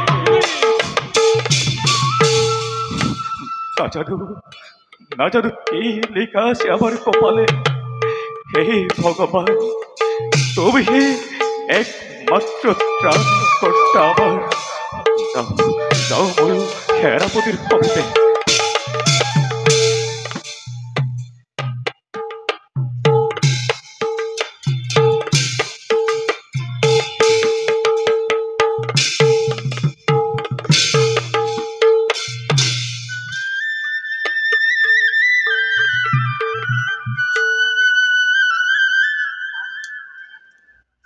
বহুদিনৰ অভিলাষ আজি হল সম্পূৰ্ণ। ভগৱতী মন্দিৰৰ দৰ্শনে অনাবেলি তৃপ্তি আনি দিলে মনত। চৌপাশৰ পৰিৱেশ এই যে মন্দিৰৰ ইমান সুন্দৰ, গৃহলৈ উলটি যাবলৈ ইচ্ছুক নহয় দুটি পাওঁ। সিফালে দিনমণিও অস্তাচললৈ কৰিলে গমন।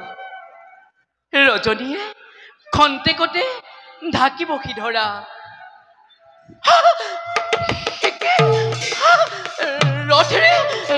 ৰথেৰে কলে গল মোৰ দেহ চাৰি ৰক্ষী। হে প্ৰভু, কি হব এতিয়া মোৰ? কোনে কৰিব মোক সংকটত উদ্ধাৰ?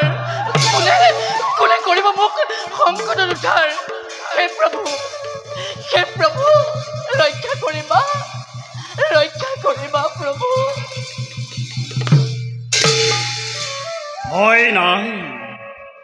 ভয় নাই হে কুৰংগ নয়নী, চোৱাচোন তোমাৰ সন্মুখত কোন বিদ্যমান।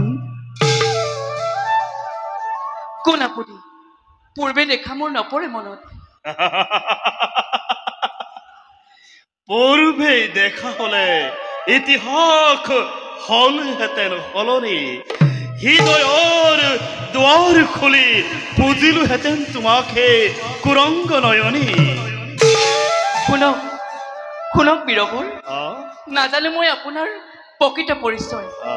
মাত্ৰ এটা কথা জানি থব আপুনি, নহওঁ মই কুৰংগ নয়নী, এই ৰাজ্যৰ মহামন্ত্ৰী বুদ্ধিমন্তৰ কন্যা। নাম মোৰ চম্পকলতিকা।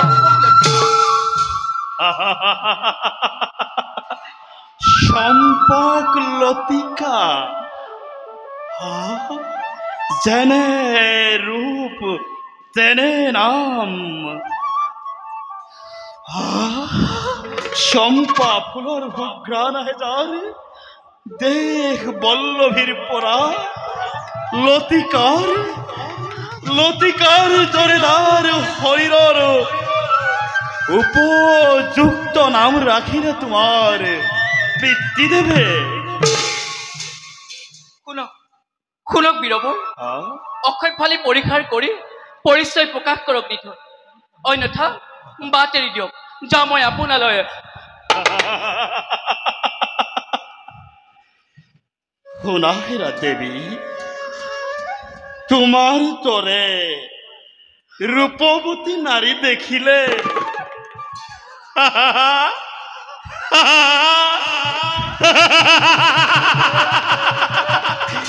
লজ্জা শংকা দূৰ হয় অন্তৰৰ পৰা।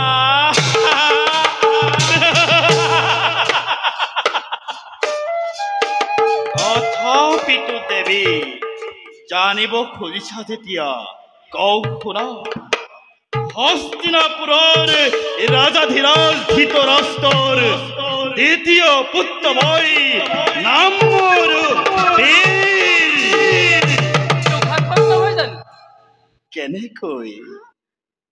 কেনেকৈ জানিলা তুমি মোৰ নাম?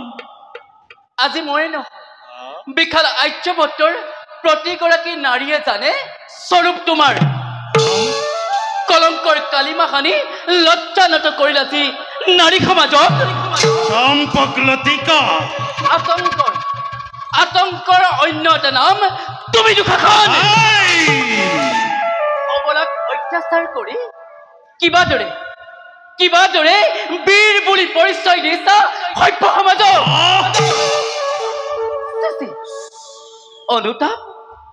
অনুতাপ দূৰৰে কথা, মুখমণ্ডলত দেখা নাই লজ্জাৰ লেখ মাত্ৰ উচিত।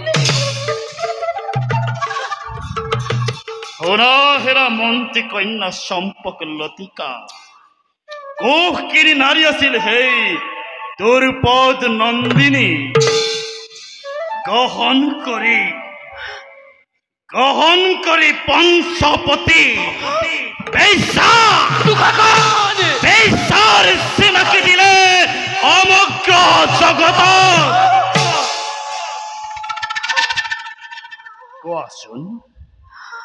কোৱাচোন হে মন্ত্ৰী কন্যা চম্পকলতিকা, বেশ্যাৰ আছে জানো কিবা মান সন্মান? কিন্তু হে দেৱী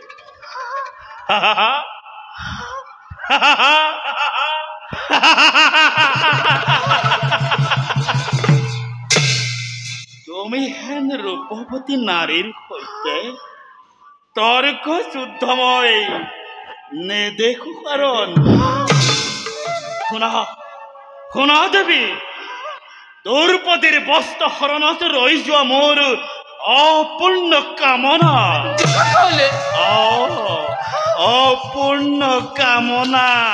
দুখাখনে আজি কৰিব পূৰণ। সাৱধান দুখাখন। বস্ত্ৰকে পৰিধান কৰিছো, এনে সুন্দৰ ৰাজবেশৰ অন্তৰালত তোৰ সেনে উলংগ স্বৰূপ। পদাঘাত কৰো যদি মস্তকত তোৰ অপবিত্ৰ হব মোৰ দুটি পাও। আঁতৰি যা তই মোৰ সন্মুখৰ পৰা। স্তব্ধ হোৱা হেৰ চম্পকলতিকা, সভ্যতাৰ মিছা আৱৰণ খুলি দিলে সমগ্ৰ জগতৰ সকলোৰে আছে এক উলংগ স্বৰূপ। ব্যতিক্ৰম মাথো এই দুখাখন অকপতে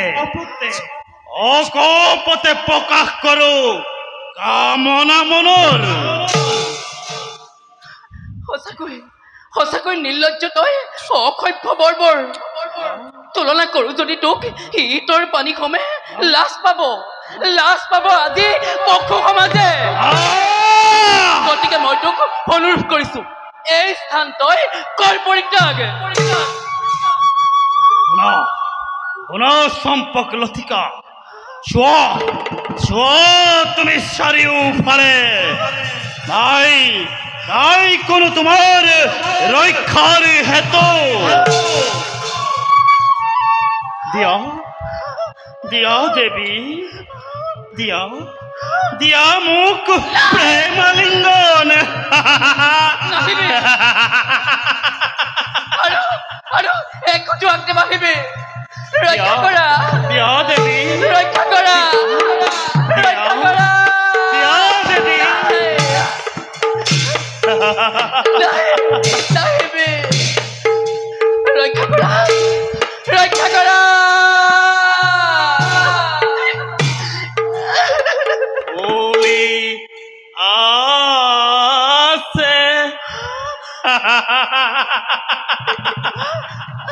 শ্রেণী চম্পা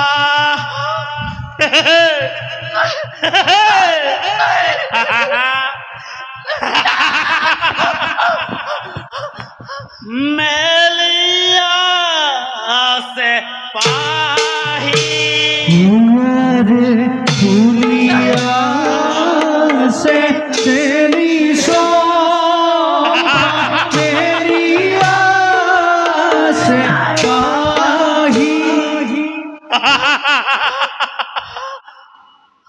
আরে নাসিয়া সে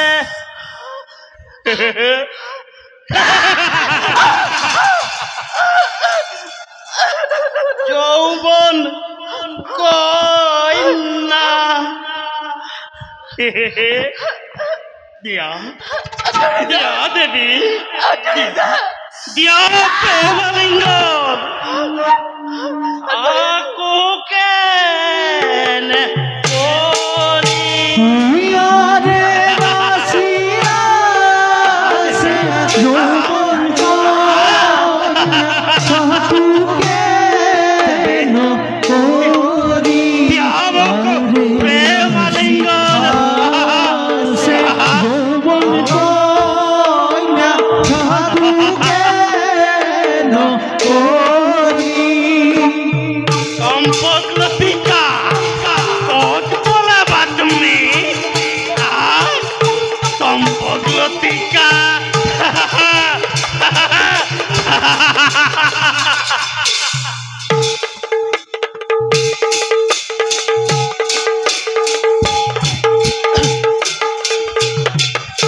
রক্ষা করা রক্ষা করা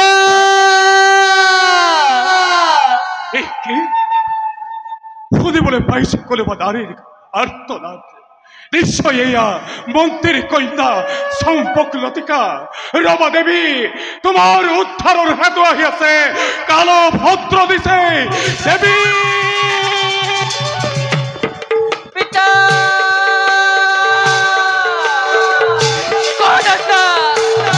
কর্ণাটা পিতা রক্ষা করা কন্যা তোমার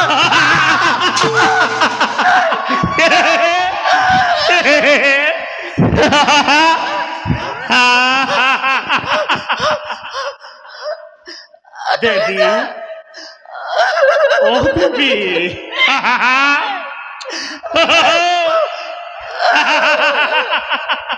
দিয়া দিয়া মুখ প্রেমালিঙ্গন না যাবা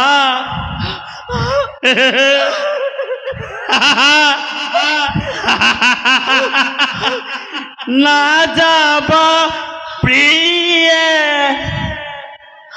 মুখে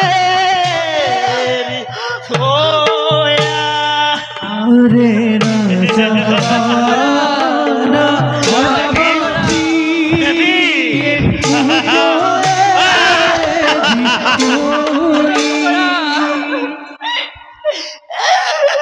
সম্পকলতিকা তোমার বিহনে মোর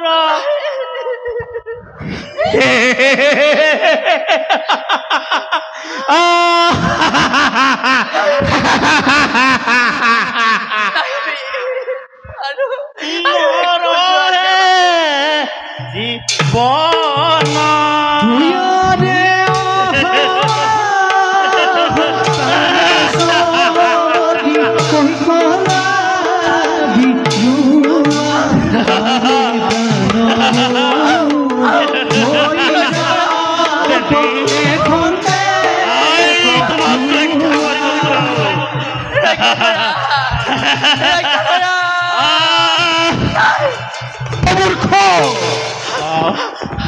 আৰু এই ফুজুৱাকে নহয় নহ'লে আজি মোৰ হাতৰ পৰা তই নাপাবি নিষ্ঠাৰ কোন কোন তই হব কাৰ্য তোমাৰ ঘটাই সপিঘিনি শুভ কাৰ্য হন মূৰ্খ, নহয় এয়া কুৰু সভা, নহয় আমি পঞ্চ পাণ্ডৱ নাৰীৰ নিৰ্যাতন সহ্য কৰিবলৈ। ফালে ফালে এৰি দে, ফালে ফালে এৰি দে তই মন্ত্ৰীৰ কন্যা। আৰু যদি নেৰো তেন্তে মৃত্যুদণ্ড তোক দিম উপহাৰ।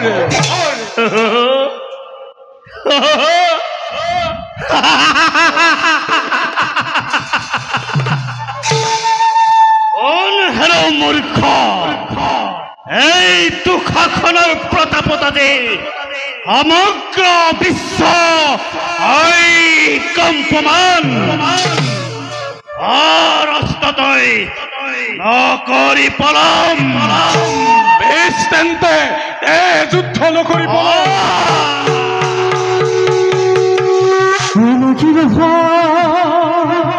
অমৰ দেখা অতি পদ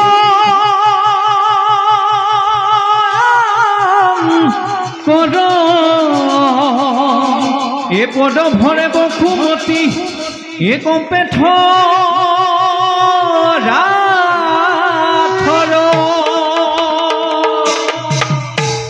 দিদি ধাই দিদি ধাই দিদি ধাই ধাও দিদি ধাই দিদি ধাই দিদি ধাই ধাও দিদি ধাই ধাও দিদি ধাই ধাও দিনা ফেরি গাতা ফেরি গাতা ফেরি গাতা সিধে দিনা হেই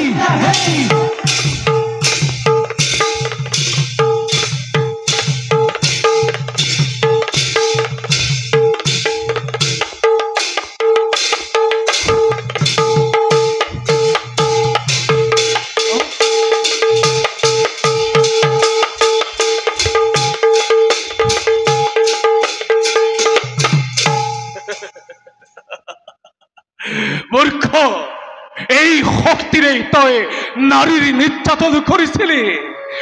এই শক্তিৰে তই কালভক্তৰ সবে যুদ্ধ আহ্বান কৰিছিলি।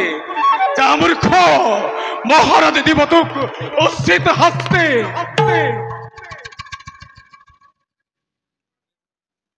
বলা দেৱী, তথাপিকে আমি এই স্থান কৰো পৰিত্যাগ। সেনাপতি, দেৱী, আপোনাৰ চৰণ তলত মোক ঠাই দিয়ক সেনাপতি। অতদিনে অকাৰ্য কৰি আপোনাৰ শাখাটোৰ প্ৰেমৰ আহ্বান মিছাতে ৰচিলো মই সপোনৰ কাৰেং। আপুনিহে মোৰ প্ৰাণৰ দেৱতা। স্থান দিয়ক অভাগীক আপোনাৰ ৰাতুল চৰণৰ তলত। ওঠা দেৱী, মাটিৰ মানুহ মই নহওঁ দেৱতা। তোমাৰ স্থান মোৰ চৰণত নহয়, মোৰ বক্ষত। বলা দেৱী, বিধিয়ে মিলাব সময়ত আভাৰ। এতিয়া যাওঁ বলা, পিতৃ ৰৈ আছে তোমাৰ।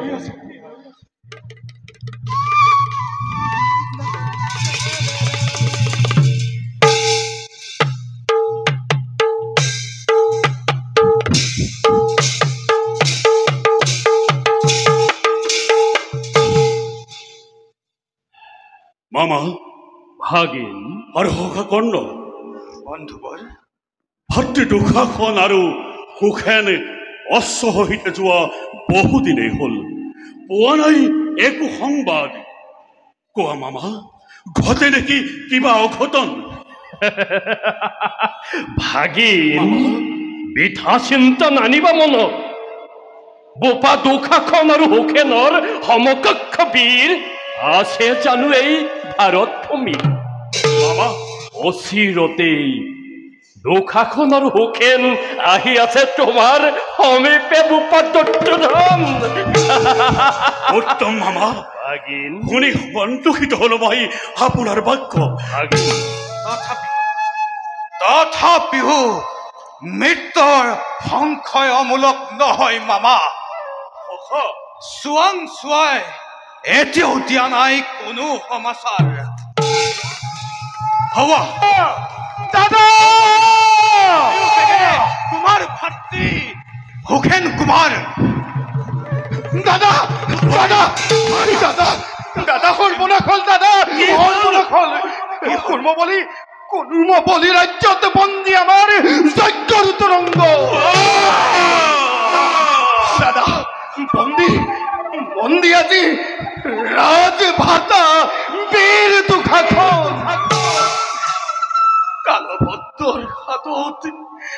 কালভদ্ৰৰ হাতত পৰাস্ত আজি আমাৰ বেখাল কুৰুবাহিনী। কি আচৰিত! প্রবল প্রতাপী দুঃখাখনকে বন্দী করে কুর্মবলী রাজ্যরে। এই কথার মোর সহ্য নহয়। ঘোরাবীর বন্দনী দাদা এ দিক্ষণে যাত্রা করিম বই কুর্মবলী রাজ্য নই। পথ করি খাই পাখণ্ড কুর্মবলীকে উদ্ধার করিম অশ্ব হইতে বীর ভক্তি দুঃখাখনক। পলুৱা বীৰ মণ্ডলী, লংকৈ কুৰ্মবলীৰ ওপৰতে অপমানৰ প্ৰতিশোধ। এয়াই মোৰ সোণানী হুজুৰ, ভাৰ্গৱ নন্দন মই কৰ্ণ মহাবীৰ। মোৰ সখাৰ ঋণ পৰিশোধৰ বাবে এতিয়াই যাত্ৰা কৰিম আমি কুৰ্মবলী ৰাজ্যৰ। ধূলিৰ লগত মিহলাই দিম কুৰ্মবলী ৰাজ্য। ওলামিত্য, এতিয়া আমি যুদ্ধৰ বাবে প্ৰস্তুতি কৰোঁগৈ।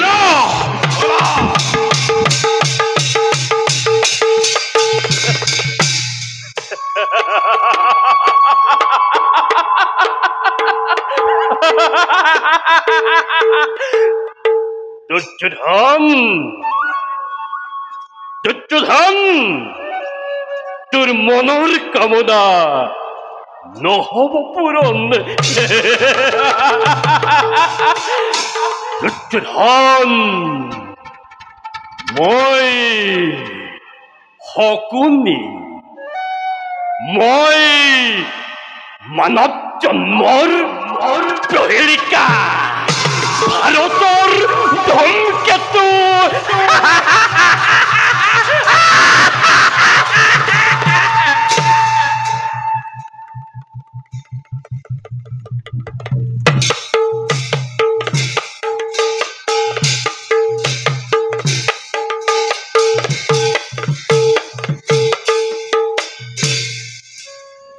মন্ত্রীদেব আর সেনাপতি মহারাজ, কিবাদরে ভেদ করি দুর্গম অট্টালিকা প্রবেশ করিলে কুরুহেনা আমার রাজ্য, আর কিবা অপরাধে বন্দী হল দুখাখন। মহারাজ, মন্ত্রীবর অন্যায়ভাবে বধ করে আমার দুর্গর সেনা বাহিনী কুরুহেনায় প্রবেশ করিলে আমার রাজ্য। অন্য হাতে মহারাজ, কন্যা মোর চম্পক লতিকা গৈছিল ভগবতী মন্দির দৰ্শনৰ হেতু। বধ কৰি ৰথৰ চালক, বধ কৰি চাৰিও দেহ ৰক্ষী, ভগত কামনা চৰিতাৰ্থ কৰাৰ অপচেষ্টা কৰে দুঃখাখনে। কিন্তু মহারাজ, সেই সময়তে উপস্থিত হয় আমার বীর সেনাপতি। পরাজয় করে দুঃখাখনক বন্দী করে অতি কৌশলে। কিন্তু মহারাজ, কিন্তু বলি রই গল কিয়? প্রকাশ করক নির্ভয়ে নকরি পলম। মহারাজ, দুখ হলে ক্ষমিব। কোৱা কোৱা সেনাপতি। আপোনাৰ আদেশতে সমস্ত সেনা বাহিনীক পঠালো মই অশ্ববন্দনৰ হেতু। ধন্য মহাৰাজ, ধন্য মোৰ বীৰ সেনাপতি কালভদ্ৰ। মহাৰাজ, বুদ্ধিমন্ত মহামন্ত্ৰী অতি যোগ্যজন, প্ৰশংসা কৰিছো মই তোমালোকৰ কাৰ্য। যোৱা সেনাপতি, মহাৰাজ, লৈ আহা বন্দী দুখাখনক ৰাজসভালৈ। আজ্ঞা হেৰুভাজ্য মহাৰাজ। মন্ত্ৰীদেৱ, মহাৰাজ, আপোনাৰ কন্যা চম্পকলতিকা ক'ত? মহাৰাজ, মন্ত্ৰীবৰ, আপোনাৰ আৰু মোৰ অগোচৰে চম্পক লতিক কালভদ্ৰ গন্ধৰ্ব প্ৰথাৰে বিবাহ কৰালে, আৰু তাই এতিয়া মোৰ কাৰেঙতি আছে মহাৰাজ। উত্তম মহাৰাজ, অতি উত্তম।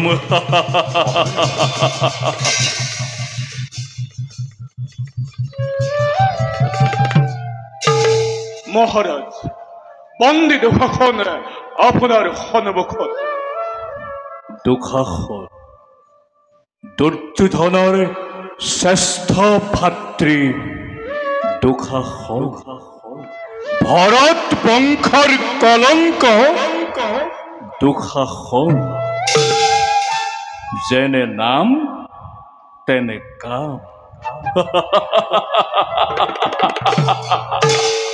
কিন্তু মহামন্ত্ৰী মহাৰাজ হোৱা নাই বোধগম্য মোৰ মহান কুৰুবংশত মহাৰাণী গান্ধাৰীৰ গৰ্ভত কেনেকৈ জন্ম হল কালকুট বিষ জগতৰ কল্যাণৰ বাবে কালকুট বিষ পান কৰি নীলকণ্ঠ হল প্ৰভু মহাদেৱ। কিন্তু ইয়াৰ দৰে কালকুট বিষ পান কৰিবলৈ অক্ষম হব মহাদেৱ।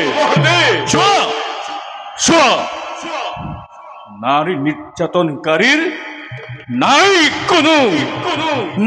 কোনো অভিব্যক্তি নাই কোনো লজ্জা বিন্দু মনুতাৰ স্তব্ধ কৰ্ম বলি ইৰজাতই ক্ষুদ্ৰ ৰাজ্যৰ মোক কৰা এই অপমানৰ প্ৰতিফল হব অতি ভয়ংকৰ। বন্দী দুশাসন মহাৰাজ আদেশ দিয়ক ততালিকে ইয়াক কৰো নিধন। ক্ষান্ত হোৱা সেনাপতি ক্ষান্ত হোৱা। নাৰী নিৰ্যাতনৰ হেতু প্ৰাণদণ্ড নুহে কাৰণ অবৈধ দুশাসন অশ্বৰক্ষক। কোন হেৰ কালভদ্ৰ ৰজাৰ আগত তোৰ এনে অপমান সিগালৰ লগত মই কৰো তুলনা মুক্ত কৰিতে মোক তাৰ পাছত দেখিবি দুশাসনৰ প্ৰতাপ। ইমান স্পৰ্শাতুৰ আৰু মোৰ সহ্য নহয়। নাপতি কালভদ্ৰ মহাৰাতে গলে চিন্তিৰি লগাই এই পাখণ্ডৰ পৰিভ্ৰমণ কৰো মোৰ সমস্ত ৰাজ্য।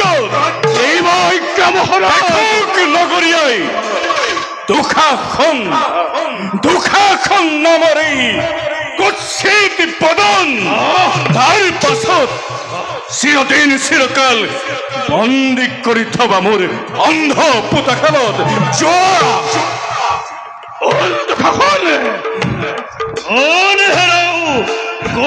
বলি মোক কৰা এই অপমান অতি হব ভয়ংকৰ।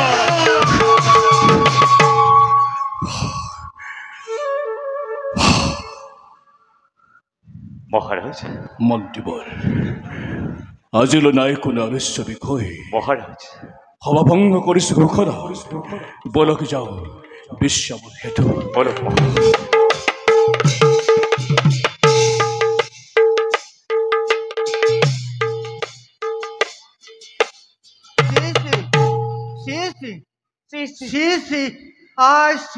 মুখখন মই কত লুকুৱাও বাৰু? মুখখন মই কত লুকুৱাও? বুঢ়া লোকে এনেই নকয় দেই। বোলে চোৰে নেৰে চোৰৰ প্ৰকৃতি, কুকুৰে নেৰে চাই। যাৰ যি প্ৰকৃতি বোলে মৰিলে লগত যায়। আমাৰ সেই আটাইখিনিকে এৰিবাও সেই দুশাসনে মন্ত্ৰী কন্যাৰ লগত লাজ লাগিছে দেই। বৰ লাজ পাইছো আমি লাজ পাইছো বৰ লাজ পাইছো দেই, বৰ লাজ পাইছো। এতিয়া সেইকাৰণে সেই গোটেই ৰাজ্যখন ঘূৰাব বোলে, ঘূৰাই পেলাই বোলে সেই পোতাশালত ভৰাই থব। কমটি লাজৰ কথা নে বাৰু? সেইদিনাখন মই হেৰি লগ পালো, এই যে ঘোঁৰাৰখীয়া এইখন ৰাজ্য যে তেওঁৰ লগত কথা পাতো থাকোতে মোক যেতিয়া কথাষাৰ কলে মই কলো ন মই লাজতে মৰি যাওঁ যেন লাগিছে। মই মানে মুখখন কত লুকুৱাও লাগিছে দেই, বৰ লাজ পাইছো। ৰাজ্যখনত সেই ঘূৰি ফুৰিবলৈকে লাজ লগা হ'ল ধেমালি কথা নে বাৰু এইখন বাৰু হস্তিনাপুৰ লোকৰ ৰাজ্যত আহি পেলাই বাৰু মন্ত্ৰী জীয়েকৰ লগত মানুহবোৰ খুব ভাল ৰাজ্যখনৰ মানুহবোৰ বৰ ভাল দেই এই প্ৰজাসকলে কিমান আদৰ আশ্বাস কৰিছে আমাক একদম তাৰ মাজতো বাৰু দুখাখনে এইটো কাণ্ড কৰিব লাগে নে বাৰু ৰজাজনো বাৰু কমটি ভাল নে কমটি ভাল বুজ লৈছে আমাক আহি পেলাই বুজ লৈছেহি আমাৰ ৰখীয়া হিচাপে আমাৰ কোনো ভেদভাৱ ৰখা নাই আমাৰনো কি আৰু আহি খবৰ লৈছেহি আমাৰনো কি আৰু ঘূৰা য'ত আমিতো আমাৰ গাতো দুখ নাই কিন্তু অতিথি হিচাপে আকৌ আমাক আপ্যায়ন কৈছে দেই কৈছে সেইদিনা ৰজা মন্ত্ৰী আৰু সেনাপতি যে আহিছিলে ৰজা মন্ত্ৰী মই ক'লো নহয় মই খুব ভাল পালো দে বৰ ভাল বৰ আদৰ আশ্বাস বৰ ভাল দেই আমাৰ গাত একো দুখ নাই নহয় হয় নহয় পিছে সেনাপতিজন মই বৰ ভাল নাপালো কেলে কিবা বৰ খাওঁ মূৰ্তি এটা ধৰি পেলাই থাকে সেইজন সেনাপতি কিমান মৰমীয়াল বুলি ভাবিছা নহয় মোৰ লগত কিমান দেৰি আলোচনা কৰিছে তোমাক সেইদিনা খঙে কিবা এটা কোৱা নাছিল জানো তোমাৰ লগত যে কথা পাতি আছিলে কিবা এটা কৈছিলে যে খঙে কোৱাটো মনত নাই দেখোন মৰমত কোৱাটোহে মনত আছে হয় নি মোৰ কিন্তু বৰ ভয় লাগিলে দেই তুমি বৰ অলপ ভতুৱাহে কেলে ভয় কৰিব লাগে সেনাপতিটা কি কৰিব আকৌ আমাক তোমাৰ ভয় লগা নাছিলে মানে ক'ত ভয় কৰিম তালে মই তুমি ভয় কৰা নাছিলা কেলে ভয় কৰিম সেনাপতিয়ে যে তোমাক কিবা এষাৰ কৈছিলে তুমি ভয় কৰা নাছিলা মানে সমূলি ভয় কৰা নাই নাই তেনেহলে তোমাৰ এই চুৰিয়াৰ তলেদি সেইখন কি ঘাম বৈ গৈছিলে নি কেতিয়া সেনাপতিয়ে কিবা এষাৰ কৈ থাকোতে তুমি কেনেকে দেখিছিলা স্পষ্টকে জিলিকি আছিলে তিতি গৈছিলে নহয় মই এনেই কৈছোহে কথাষাৰ সেনাপতি যিটো ৰূপ নহয় মোৰ চকুলে চাই দিলে মোৰ কি পানী কেনি ওলাই গ'ল মই গমেই নাপালো নহয় এতিয়া কি কৰা এতিয়ানো কি কৰা আৰু কি কৰা লাজ মান কাটি কৰি ঘোঁৰা ওচৰলৈকে যোৱাটো ভাল হ'ব তালৈকে যাওঁ ওচৰলৈকে আমিনো কি আৰু আমি আমাৰ গাততো একো দুখ নাই ব'লা তেনেহ'লে ধোৱাই পখলাই ধোঁৱাকে আৰু ঘাঁহ পানী দুটামান ব'লা এইকণ যাওঁতে খালি সেই চুক চামাককে যাম অকণমান দেই বৰ লাজৰ কথা আৰু দেই ব'লা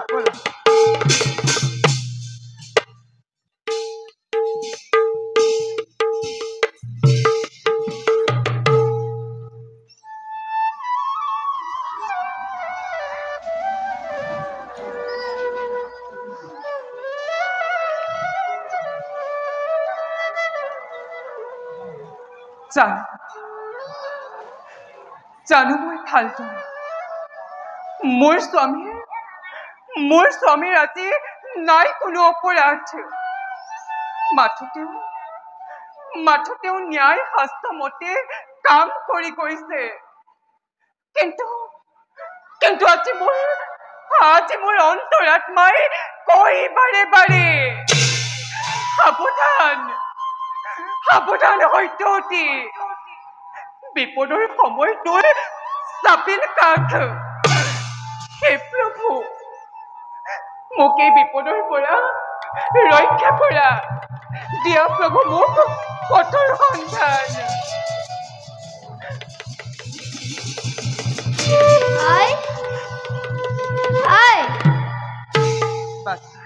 দেখো কিয় তোমাৰ চকুত দুটকৰ ক্ষুদ্ৰ কণা বাচ্চা আগন্তুক দেখি বিপদ সন্দিকত হৃদয় মোৰ আজি দহিব লাগিছে বাচ্চা তুমি কান্দিছা কিন্তু কিয় বাচ্চা কৌৰৱৰ বিশাল বাহিনী আহিব লাগিছে আজি আমাৰ ৰাজ্যৰ অভিমুখে তোৰ পিতৃয়ে দুৰ্যোধনৰ মৃত্যুতাৰ প্ৰস্তাৱ পৰিপ্ৰত্যাখ্যান আজি যুদ্ধৰ কৰিছে আহ্বান সেইবাবে চিন্তা নকৰিবা পিতৃ মোৰ মহাবলী জানে সকলোৱে পৰাস্ত কৰিব নিশ্চয় হস্তিনাপুৰৰ বিশাল বাহিনী তথাপিতো বাচ্চা আজি মোৰ মনত লাগিছে সংশয় পিতাৰৰ মংগলৰ বাবে আৰু এই ৰাজ্যৰ মংগলৰ বাবে আমি দুই প্ৰাৰ্থনা কৰো প্ৰভুৰ চৰণত বাচ্চা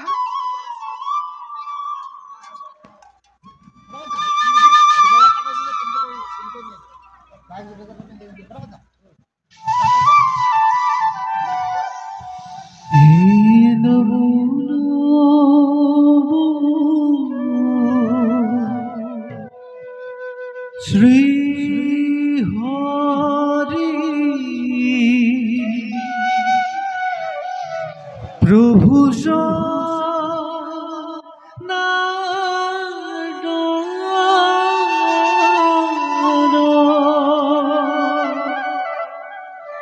ৰক্ষা কৰা আমাকে ঋষুবন্দন।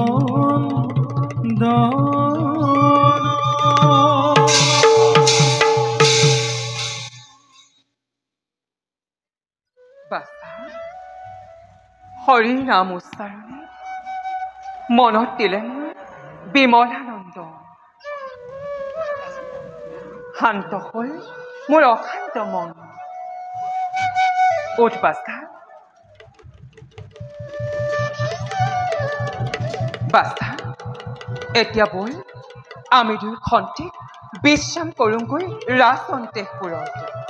বল বাছা।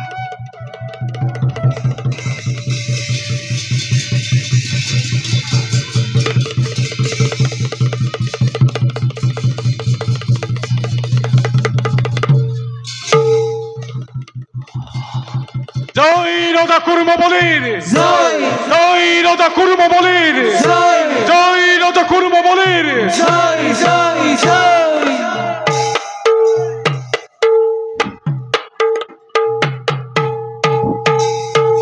জয় রাজা দুর্যোধন, জয় জয় রাজা দুর্যোধন, জয় জয় মহামহাবীরগণ, জয় জয় জয়।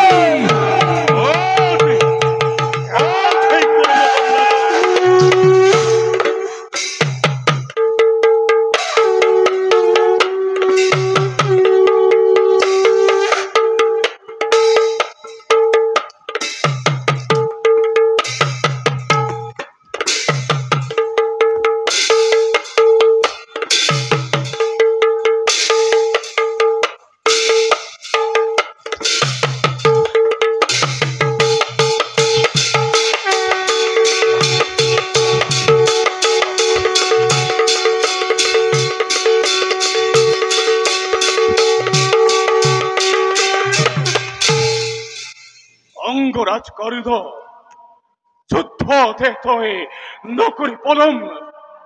মুখর কথা নাই প্রয়োজন, আস্তে আস্তে কর আলিঙ্গন। ওই লাগিল ও মন দেখা অতি পদ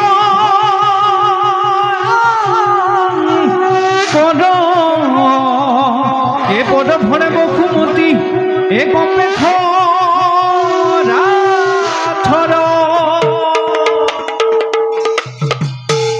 এজন লাগিলে ঘূৰণ লাগিলে ঘূৰণ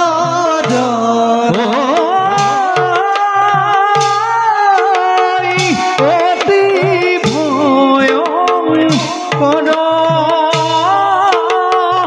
অতি ভয়ংকৰ রাম হরি জয় রাম হরি ও ভুলানি নিরন্তর ভুলানি নিরন্তর।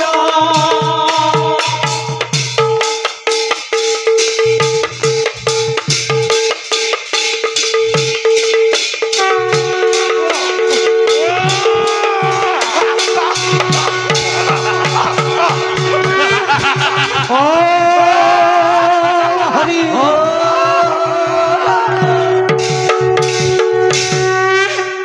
মৃত্যু মৃত্যু এই আছে অন্যায়,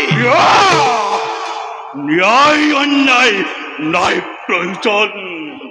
যাকে চোখে পোয়া হত্যা করা, রক্ত লাগে মুখ, কুর্মবলীর রক্ত হত্যা করা।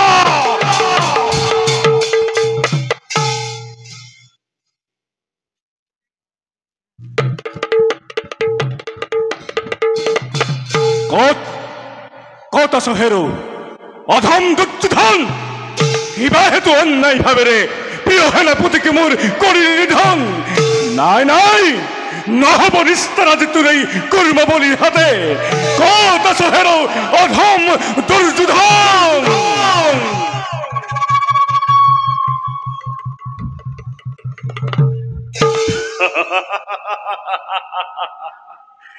তোৰ সন্মুখত দুৰ্যোধন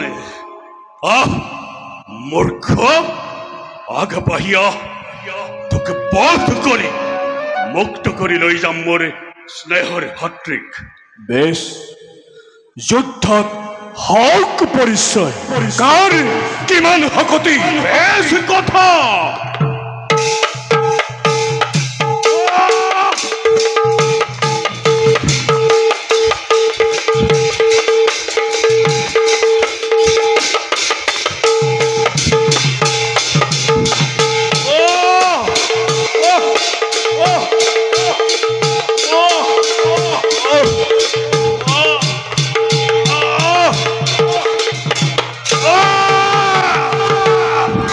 কলৈ পলাইছ হেৰুকা পুৰুষ দুৰ্যোধন যতেই নপলাও তই নাপাবি নিস্তাৰ আজি কুৰ্মবলীৰ হাতে এই হৰে আজি তোক মই পঠাম অতঃপৰণত চা হেৰু ভীৰু দুৰ্যোধন চা হেৰু ভীৰু দুৰ্যোধন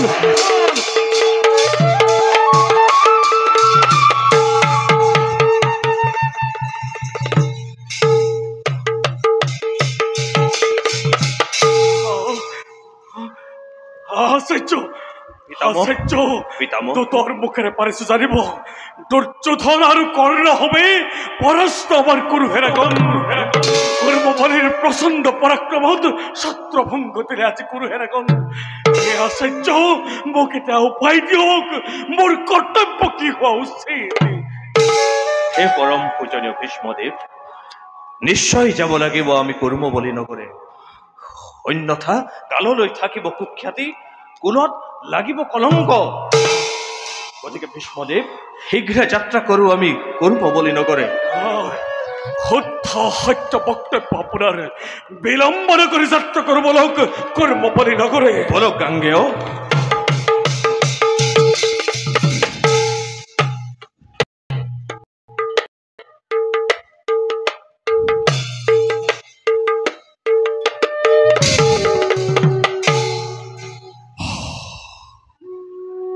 যদিও বা পৰাস্ত হল ৰাজা দুৰ্যোধন তথাপিতো আজি বিজয় উৎসৱ মই নোৱাৰো কৰিব আয়োজন ভাতৃসম প্ৰিয় সেনাপতি মোৰ পৰিলে ৰণৰ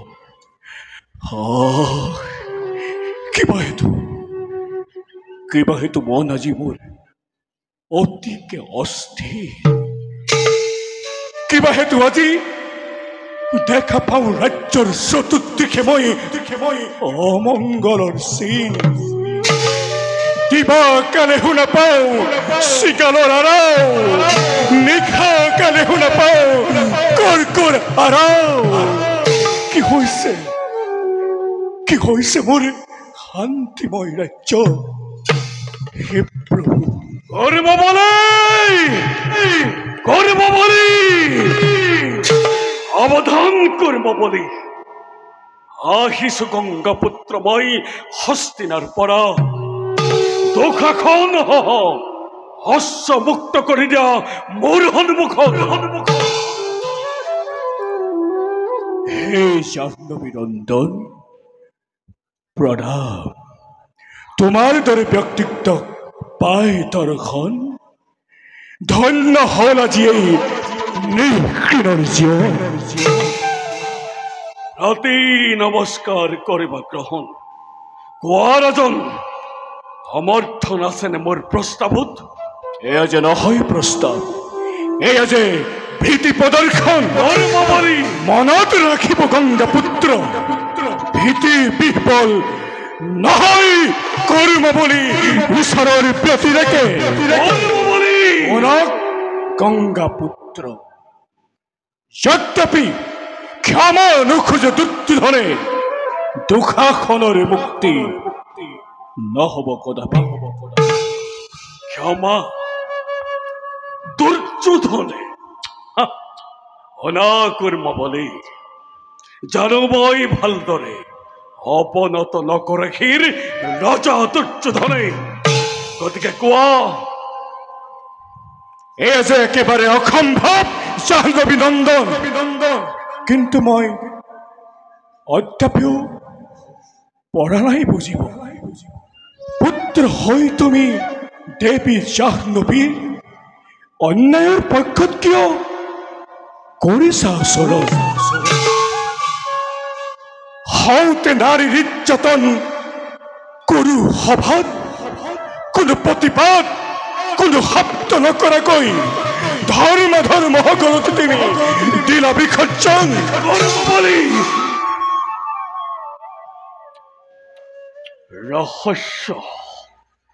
ৰহস্যৰে আবৃত ভীষ্মৰ জীৱনৰ নিষ্ঠুৰ বাস্তৱ উন্মোচিত নকৰো মই তোমাৰ সন্মুখত।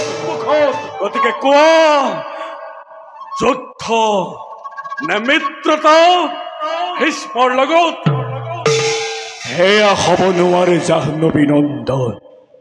অন্যায় পক্ষত তুমি কৰিলা সমৰ্থন, হলেও তুমি জাহ্নবী নন্দন। তেনে প্ৰস্তাৱ কদাপিতো মই নকৰিম গ্ৰহণ। প্ৰত্যাখ্যান কৰিলো মই তোমাৰ প্ৰস্তাৱ। আহ্বান ঈশ্বৰণ, পাৰা যদি ব্যৰ্থ কৰা মোক।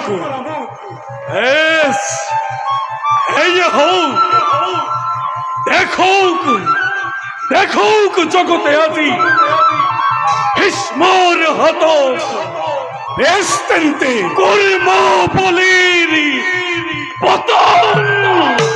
সাৱধান সাৱধান।